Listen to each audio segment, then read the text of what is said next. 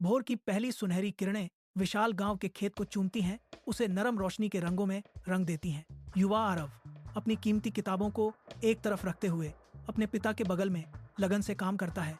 उसकी आत्मा अटूट है, उसके माथे पर पसीने की बूंदें चमक रही हैं, फिर भी आरव की दृढ़ आंखों में एक उल्लेखनीय चमक नाच रही है। गांव वाले गुजरते हैं, उनकी दबी दबी फुसफुसाहटें एक सर्द हवा की तरह हैं। इस कड़ी मेहनत का क्या मतलब है? उनकी आवाजें गूंजती हैं। अंत में वह अभी भी इन खेतों में मेहनत कर रहा होगा। निराशा की भविष्यवाणी।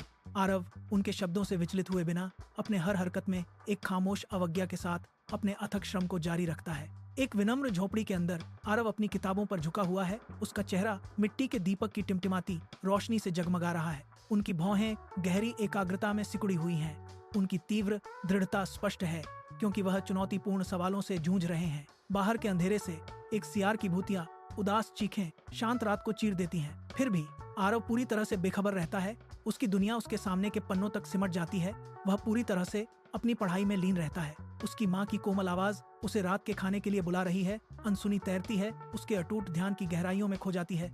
शांत परीक्षा हॉल में आरव बैठा है, केंद्रित आत्मविश्वास का एक चित्र। उसकी निगाहें कागज पर तेज हैं। समय लगातार बीतता जा रहा है, फिर भी आरव का हाथ पन्ने पर तेजी से चल रहा है। हर स्ट्रोक उसकी अटूट एकाग्रता का प्रमाण है। कलम की उन्मत्त खरोंच और घड़ी की स्थिर टिक टिक ही गहरी खामोशी को भंग करने वाली एकमात्र आवाजें हैं।